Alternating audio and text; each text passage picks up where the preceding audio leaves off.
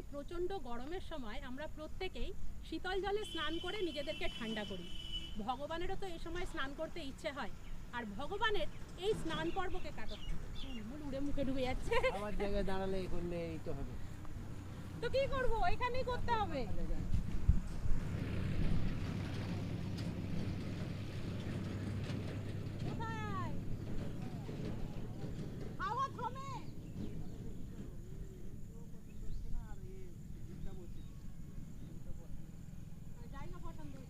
জায়গা পছন্দ হচ্ছে না, আওয়াজ হবে সাউন্ডে। আর সেকেন্ড কথা, তুমি তো চুল এদিক থেকে ওদিক করছে। তুমি যদি একটা কথা বলার সময় চুলকেই খালি এরম এরম করো, তাহলে লোক ওটাই স্টাইল, ওটাই মানুষ। না রে ভাই, ওটা স্টাইল না, ওটা স্টাইল। এই প্রচণ্ড গরমের সময় আমরা প্রত্যেকেই শীতল জলে স্নান করে নিজেদেরকে ঠান্ডা করি। ভগবানেরও তো এই সময় স্নান করতে ইচ্ছে হয়, আর ভগবানের এই স্নানের অনুষ্ঠান ঘিরেই আমাদের সনাতনীদের মধ্যে চলে এক বিশেষ উৎসব। রথযাত্রার ঠিক 15 দিন আগেই হয় প্রভু জগন্নাথ দেবের স্নান যাত্রা। আজকে আমরা সামিল হতে চলেছি সেই রকমই দেব স্নানের এক অনুষ্ঠানে। এই জাজিগ্রাম সরুঘাটা রঘুনাথগঞ্জ থেকে দুভাবে আসতে হবে। এক হচ্ছে মুরারই রোড ধরে, হ্যাঁ ঠিক আছে, উপরেই বলে রাস্তা।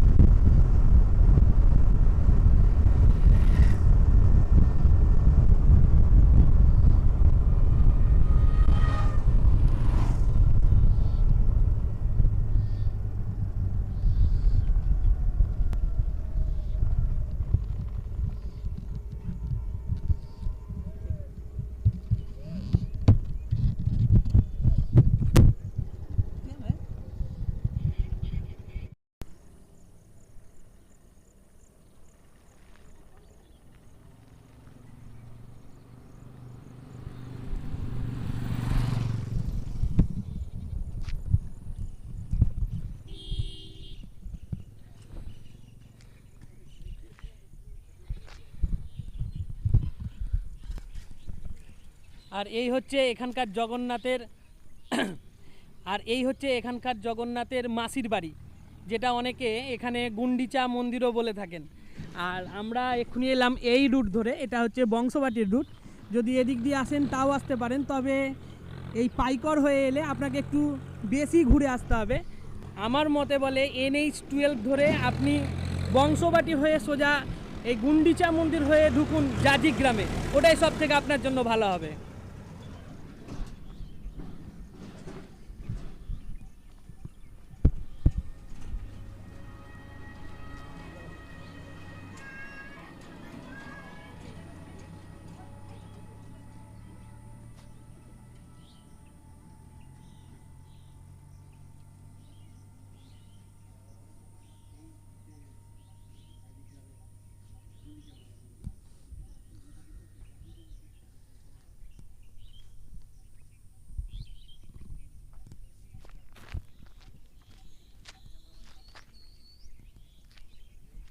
চলো এবার মন্দিরের ভিতর দিকটা ঢুকে একটু দেখে নিই মন্দিরটা কেমন।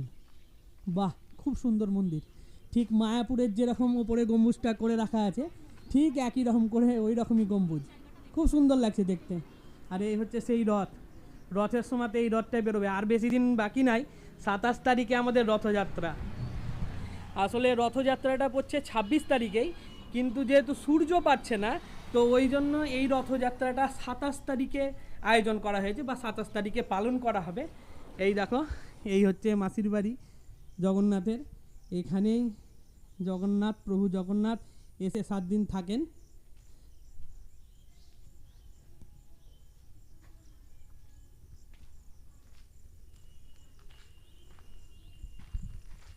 এখানে একটা বড় নাট মন্দির করে রাখা আছে, আর এই যে প্রভু জগন্নাথের থাকার জন্য এখানে একটা ব্যবস্থা করা আছে সিংহাসনের মতো। বাহ, খুব সুন্দর। সত্যি মুর্শিদাবাদের মতো জায়গাতে এইরকম একটা জগন্নাথ, সুভদ্রা এবং বলরামের মন্দির আছে, এবং তাও কি মায়াপুরের দ্বারা। সত্যি মুর্শিদাবাদের মতো জায়গাতে যে এরকম একটা জগন্নাথ, সুভদ্রা এবং বলরামের মাসির বাড়ি থাকতে পারে, তা সত্যি অকল্পনীয়। খুব সুন্দর লাগছে। সামনের বাগানটা একবার দেখো। বেশি দিন হয়নি মনে হয় এই মন্দিরটা করা, এই কিছুদিনই মনে হয় এটাকে হলো তৈরি করা, কিন্তু বাইরের যে লুকটা, মানে গেটে এন্ট্রান্স যে পয়েন্টটা, সেটা কিন্তু খুব সুন্দর। ওপরে গম্বুজটাও এখনো কমপ্লিট হয়নি।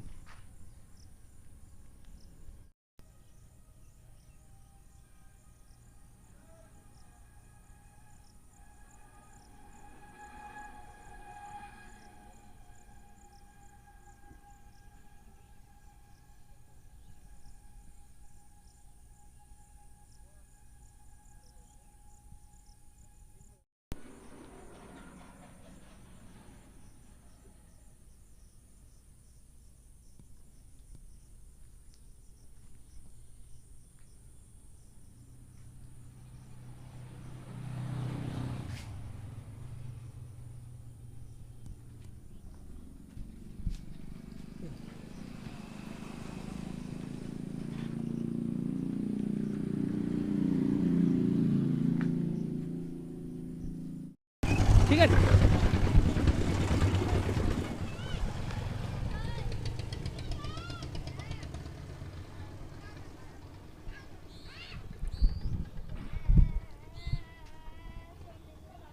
না না, ভয় পাওয়ার কিছু নাই, আমি আছি। আমি মানব, আজকেও তোমাদের সঙ্গে আছি। আজকে আমি এসেছি হিলোরা জাজিক গ্রামে। হিলোরা বলবো না, জাজিক গ্রামে এসেছি। এই জাজিক গ্রাম হচ্ছে রঘুনাথগঞ্জ থেকে মাত্র 15 কিলোমিটার দূর। এই যে আমার পিছনের রাস্তাটা দেখছো, এই পিছনের রাস্তাটা দিয়ে আমরা বংশবাটি হয়ে রঘুনাথগঞ্জ পৌঁছাতে পারি। আবার এই যে সামনের রাস্তাটা আমার আছে, এই সামনের রাস্তা দিয়ে আমরা সোজা পাইকর হয়ে আবার আমরা রঘুনাথগঞ্জ বা ওমরপুর পৌঁছাতে পারি। Hi guys, very good morning and welcome back to my new blog video. আমি মানব, আর আজকে তোমাদের সঙ্গে করে নিয়ে এসেছি জাজিক গ্রামে, বীরভূম জেলার পাইকর থানার অন্তর্গত এই জাজিক গ্রাম। এই জাজিক গ্রামে একটা বিশাল বড় উৎসব হয়। গত 5-7 বছর থেকে এই উৎসবটা আরও বিশাল আকারে রূপ নিয়েছে। এই জায়গাটাতে একটি ইস্কনের মন্দির আছে, এবং ওখানে ভগবান প্রভু জগন্নাথ, সুভদ্রা এবং বলরামের পুজো করা হয়। রথযাত্রা এবং সমস্ত উৎসবই হয়। তো আজকে হচ্ছে ভগবান প্রভু জগন্নাথ দেবের সানযাত্রার উৎসব। তো সানযাত্রা উৎসবে আমি তো পুরী যেতে পারলাম না, কারণ জানেনই যে পুরীর একটা আমার ট্রিপ অলরেডি করে রেখেছি। কিন্তু এই যে হিলোরা জাজিক গ্রাম বা জাজিক গ্রামে, এটা মূলত জাজিক গ্রামই, ভুল বলছি, এটা জাজিক গ্রামে এটা মণ্ডলপাড়া। তো এই জাজিক গ্রামে আমি এসেছি আজকে এই প্রভু জগন্নাথের সানযাত্রা দেখব বলে। হ্যাঁ, আর একটু আগেই দেখলেন যে আমার সঙ্গে আছে ব্রতিদি কালকে রাত্রিবেলায় আমাকে ফোন করেছে যে ভাই চলে এসো, আমরা দুজনে একসঙ্গে ব্লগ করি।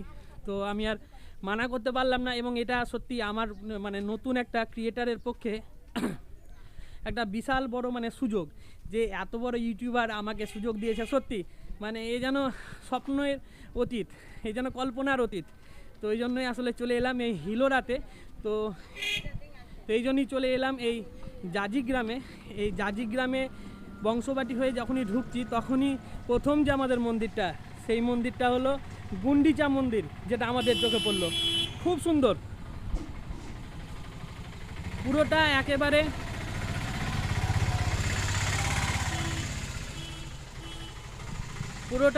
মায়া।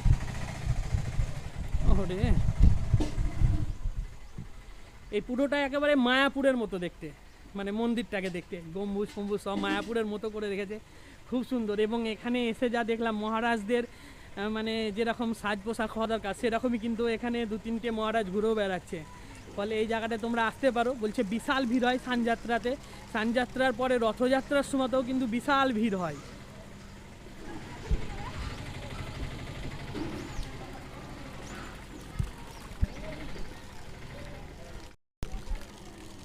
এই দেখো আমরা সেই জাজি গ্রামের প্রভু জগন্নাথ, বলরাম এবং সুভদ্রার মন্দিরের ঠিক সামনে দাঁড়িয়ে আছি। আর দেখতে পাচ্ছ ব্রতিদি এখানে কিন্তু শ্যুট করছে, খুব সুন্দর লাগছে। গাড়ি পার্কিংয়ের ব্যবস্থাও করা আছে। আর এই রাস্তা ধরে আমরা সোজা চলে এলাম। এই রাস্তাটা সোজা গিয়ে বংশপাটি, আর এই রাস্তাটা কোথায় কোথায় আছে, এইদিকে কত দূর আছে? জাজিগ্রাম বাস স্ট্যান্ড, হিয়াতনগর না, হিয়াতনগরে মিলেছে, মেন হচ্ছে হিয়াতনগর। হ্যাঁ,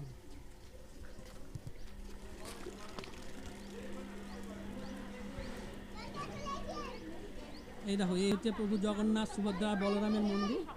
সামনে পার্কিংয়েরও ব্যবস্থা আছে। আর এই যে সোজা রোড, এই রোডটা গিয়ে মিলেছে বংশবাটি হিয়াতনগর রোডে। এদিকে ধরে গেলে মানে যদি আপনি বাঁদিক ধরে যান তাহলে হিয়াতনগর পৌঁছে যাবেন, আর যদি ডান দিক ধরে যান তাহলে বংশবাটি হয়ে সোজা ওমরপুরে গিয়ে পৌঁছাবেন। খুব সুন্দর যোগাযোগ ব্যবস্থা, কিন্তু আপনার গাড়ি এলেই ভালো হয়। টোটো কিংবা অন্যান্য যানবাহন ভাড়া করে আপনি হিয়াতনগর বা জাজিগ্রাম বাস স্ট্যান্ড থেকেও এখানে আসতে পারেন।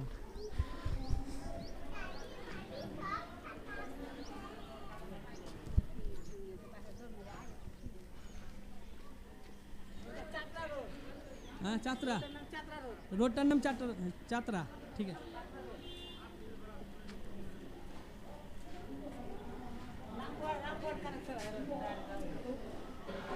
বাহ, বিশাল সুন্দর। উপরে গম্বুজের ডিজাইনটা আলাদা রকম, অন্য শেপ, অন্যটা গোল হয়, এটা আবার পলিগন শেপের আছে। কটা আছে বলতে পারছি না, কিন্তু পলিগন শেপ আছে। 3, 4, 5, আমার মনে হয় 7টা হবে। সেপ্টাগন হতে পারে। আর ওপরটা দেখুন, ওপরে একবারে সেই পুরীর পতাকার মতোই কিন্তু পতাকার ব্যবস্থা করা হয়েছে, কিন্তু পতাকাটা নড়ছে না কেন, এটাই হলো একটা বড় কোশ্চেন।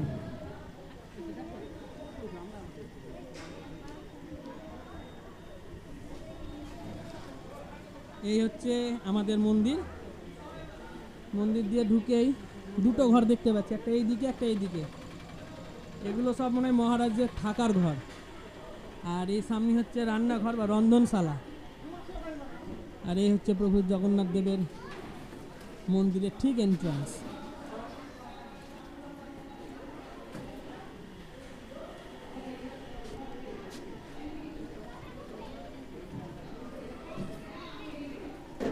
তো চলে এসেছি একদম মন্দিরের ভেতরে, এবং মূল গর্ভগৃহে যাওয়ার আগে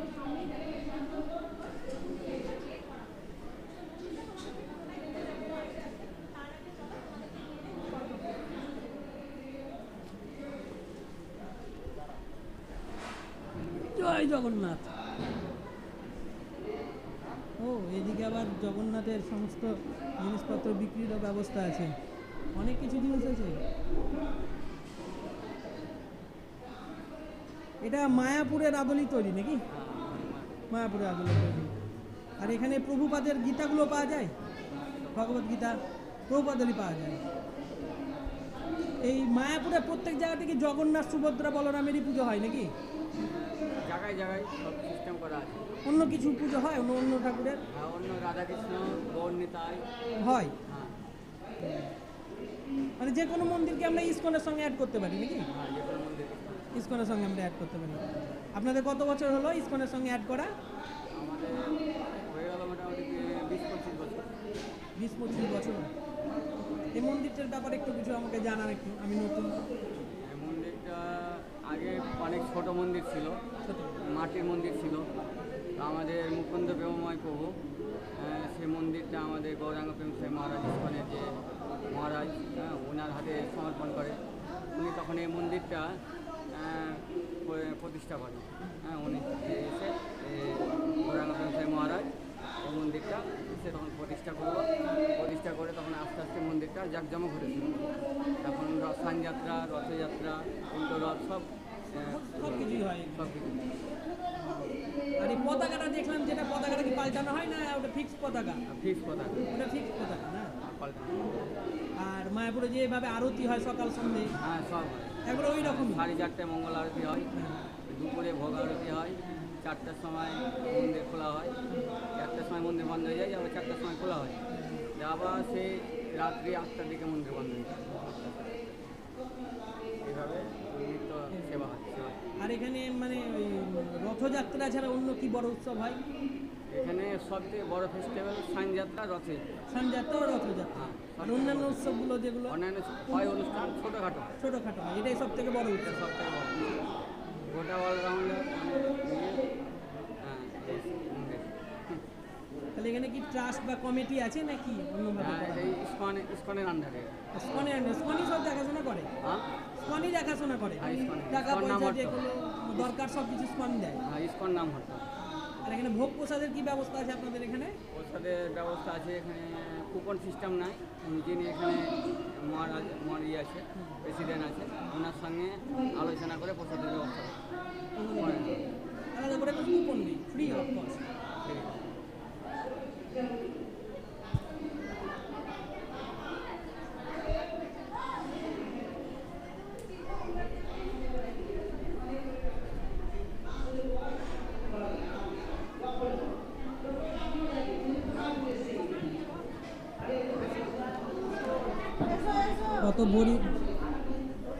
কত বড় মন্দিরটা একবার দেখো, বিশাল বড় মন্দির। চলো তোমাদের ঠাকুরের মূর্তিটা আগে দেখিয়ে আনি, তারপরে অন্য কথা।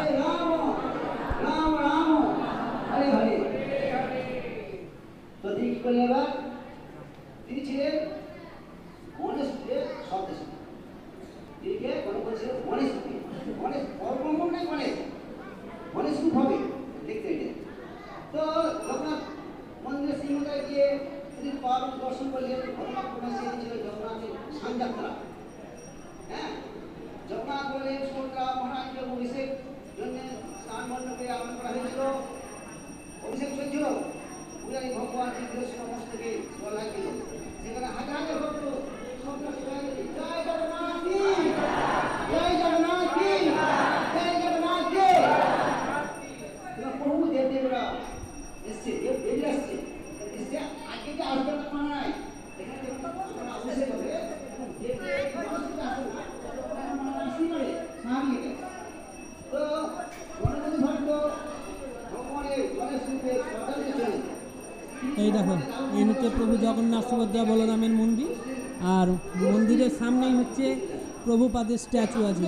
প্রভুপাদেরও পুজো হয়, আবার এই যে জগন্নাথ সুভদ্রা বলরামের এদেরও কিন্তু পুজো হয়। তো এখন যেহেতু সানযাত্রার সময়, তো সানযাত্রার সময় হয়তো বন্ধ করে গেছে, সানযাত্রার সময়তেই খুলবে, স্নান করাবে, স্নান করিয়ে তখন অন্য কিছু ব্যবস্থা ওরা নেবে।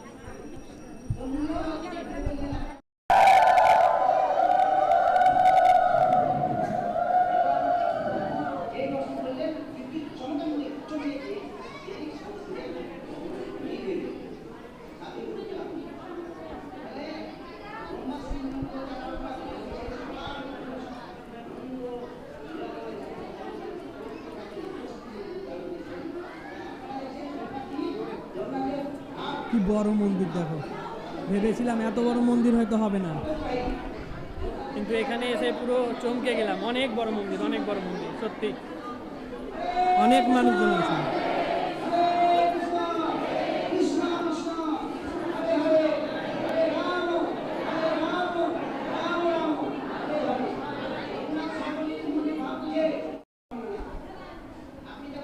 ওই দেখো ওইখানে, ও ওইটা হচ্ছে শিব মন্দির, ওই যে ওটা ভিতরে একটা শিবলিঙ্গ আছে।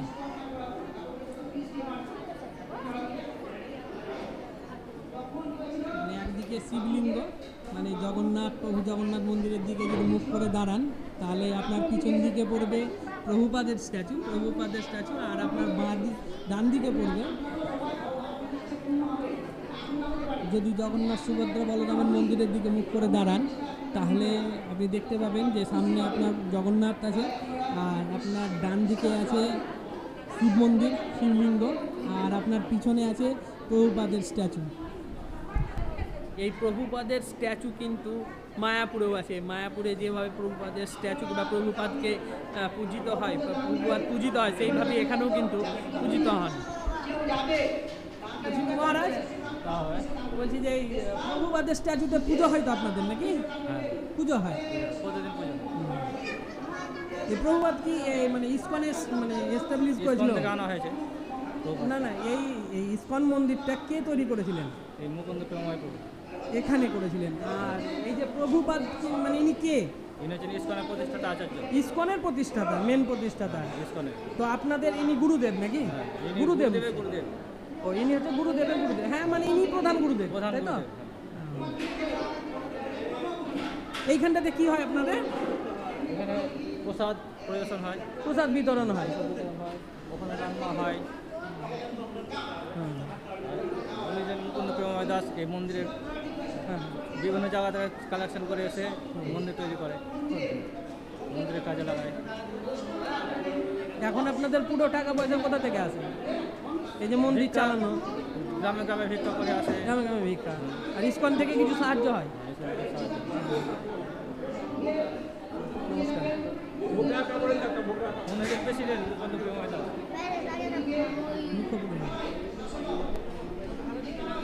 এই দেখো এই পুরো বড় জায়গাটা, এখানে ভোগ প্রসাদ খাওয়ানো হয়, আর পুরো ভোগ প্রসাদ সম্পূর্ণ বিনামূল্যে। যেখানে ইসকনে গেলে বা মায়াপুর ইসকনে গেলে আপনাকে 60 টাকা, 70 টাকা, 100 টাকার বিনিময়ে বিভিন্ন রকম প্রসাদের কুপন কেটে আপনাকে প্রসাদ সংগ্রহ করতে হয়, কিন্তু এখানে সেই ব্যবস্থাটা নাই। এখানে সম্পূর্ণ ফ্রি অফ কস্টে, এবং যে পয়সা, চাল ডাল যা কিছু আসে এখানে সব কিন্তু ভিক্ষার আর সংগ্রহ, এবং ইসকন থেকে অল্প কিছু সাহায্য বা বেশ কিছু সাহায্য আসে আমাকে যেটা বললেন।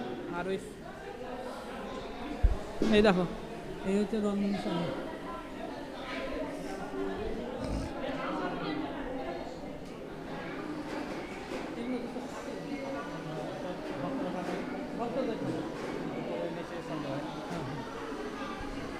এই দেখো এটা হচ্ছে ভক্তদের থাকার জায়গা। এগুলোতে প্রত্যেক জায়গাতে ভক্তদের বাস। ওখানে প্রভুর জন্য খাবার দাবার তৈরি হচ্ছে, আর এই দিকটা হচ্ছে রান্নাঘর। ওই যে হলো মন্দির, আর এই হচ্ছে রান্নাঘর।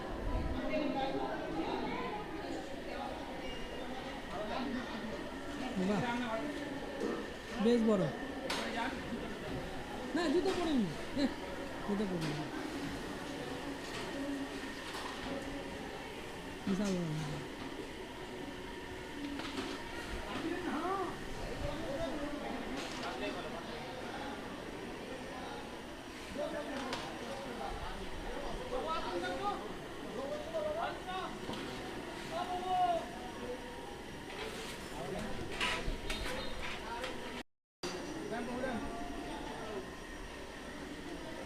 আপনার সব এই গ্রামেরই নাকি? পাশের গ্রামেরই সব? এই যে আপনি এখানকার, আমাদের বাড়ি হচ্ছে পাশের গ্রামে পাইকোট। পাইকর। হ্যাঁ, এইটা এইটা বলছি এখানে প্রত্যেক দিন ভোগ প্রসাদ হয়? প্রত্যেক দিন হয়। তো ওইগুলো কি জনসাধারণের জন্য না শুধু মানে প্রভুর জন্য? না, এখানে ভগবানের ভোগ লাগে। কেউ যদি বাড়ি থেকে ভক্ত আসে, প্রসাদ পেলে প্রসাদ পায়। প্রসাদও পাই, মানে ভক্তদেরও হয়, তার সঙ্গে যদি কেউ আসে, ভগবানেরও হয়। হ্যাঁ, ভগবানের তো প্রতিদিন ভোগ লাগে। প্রতিদিন ভোগ। হ্যাঁ, সে তো লাগবেই। তো একসঙ্গে দুটো ভগবানেরই হয়, মানে জগন্নাথ, সুভদ্রা এবং প্রভুপাদ। না, আপনার ওটা হলো প্রথমে লাগে জগন্নাথ বলদেব, সুভদ্রা মহারানী প্রথমে ভোগ লাগলো। ওটা ভোগ যখন হয়ে গেল, প্রসাদ তখন প্রভুপাদ। ও, প্রসাদটা প্রভুপাদ, তারপরে আপনারা গ্রহণ হ্যাঁ, করেন। তারপরে আমরা গ্রহণ করি ভক্তরা। আর এখানে এখন কত লোকের আয়োজন হবে এই সময়টা? দশটার সময়? আমাদের এখানে আপনার আজকে সানযাত্রা উপলক্ষে ওই প্রায় 4,500 মতো। কত হাজার? 4,500। 4,500? হ্যাঁ অনেক জনসংখ্যা হয়তো। হ্যাঁ। আর এতে রথে? রথে তার থেকে একটু বেশি হয়। রথে আর একটু বেশি হ্যাঁ, হয়। দুটো রথ তো আপনার এখন আপনার 15 দিন ভগবান বিশ্রামে থাকবে। বিশ্রামে থাকবে। এই সানযাত্রার পরে মানে যখন জ্বর আসবে তখন? হ্যাঁ মানে সিস্টেমগুলো একই রকমই মানা হয়। মানে আজকে কি কি রান্নার ব্যবস্থা হয়েছে আপনাদের? আমাদের এখানে আজকে রান্নার ব্যবস্থা হচ্ছে আলু, পটল, পনির, কাবলি ছোলা এবং চাটনি আছে এবং পাঁপড় আছে, ডাল আছে, মুগ ডাল, পরমান্ন আছে, পরমান্ন। হ্যাঁ। ভিতরে গিয়ে শুট করতে পারি? হ্যাঁ, ভিতরে ছবি না তা হলো জিজ্ঞেস করতে হবে, আমি কথা বলবো। ভোগ লেগে গেছে, আপনি বলে গেছে না, ঠিক আছে। আর সানযাত্রা পর্ব শেষ হয়ে গেছে কি? না, সানযাত্রা শুরু হবে এখনো শুরু হয়নি? না, এখন ভাগবত পাঠ হচ্ছে। ওটা কটার দিকে হয়? ওটা 10টা থেকে শুরু হয়ে যাবে। 10টা থেকে শুরু হয়। হ্যাঁ। দেখি অন্য জায়গায় গিয়ে স্নান করেন না এখানেই স্নান করানো হয়? ওই যে সামনে এই ভোগ মণ্ডপটা আছে বড় টেবিলটা, ওইখানে যখন একটা আসবে তখন সবাই ভক্তরা লাইন দিয়ে করতে থাকে। এই বাসের ব্যারিকেড করা হয়েছে, সব লাইন দিয়ে পরস্পর ভক্তরা এসে জগন্নাথকে স্নান করাবে। হ্যাঁ। সবাই মিলে? হ্যাঁ, সবাই মানে সবাই এক এক করে। আগে ব্রাহ্মণেরা করিয়ে নিবে, যারা শুদ্ধ ব্রাহ্মণ আছে এখানটা। তারপরে আস্তে আস্তে সব মানে যারা যারা অন্য- চায় হ্যাঁ, সবাই এখানে হ্যাঁ, করাতে পারে ভক্ত যারা সানযাত্রা। উপোস আছে তারাই কেবল দিতে পারবে। ও হ্যাঁ, মানে খেয়ে স্নান করাটা উচিত না।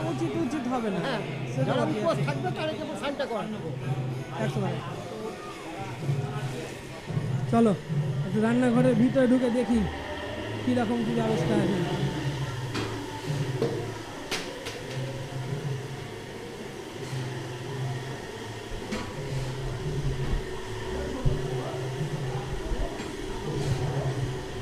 যা দেখছি এখনো পর্যন্ত রান্না বান্না চলছে, প্রভুর নামে নিবেদন করা হয়ে গেছে, কিন্তু সানযাত্রার পর্ব এখনো শেষ হয়নি। সকাল 10টার সময় 10:30টার সময় সানযাত্রার পর্ব শুরু হবে এবং প্রত্যেকেই প্রভু জগন্নাথ, বলরাম এবং সুভদ্রাকে স্নান করাতে পারেন, কিন্তু অবশ্যই ওতে কিন্তু আপনার শুদ্ধতা খুবই প্রয়োজন। স্নান করতে হবে নিজেকে এবং নিজেকে উপোস অবশ্যই থাকতে হবে, কারণ জানেনই যে প্রভু যদি মানে আপনি যদি মানে জানেনই যে আপনি যদি শুদ্ধ না থাকেন বা আপনার যদি বাহ্য শুদ্ধি না থাকে তাহলে কিন্তু আপনি প্রভুকে স্নান করাতে পারবেন না বা কোথাও কোনো পুজো করতে পারবেন না, অঞ্জলি দিতে পারবেন না। এই সব বিষয়গুলো কিন্তু আপনাদের অবশ্যই খেয়াল রাখতে হবে। বলো দাদা, ঠিক চলছে তো কাজ? হ্যাঁ হ্যাঁ, তোমরা আছো আর কি চিন্তা।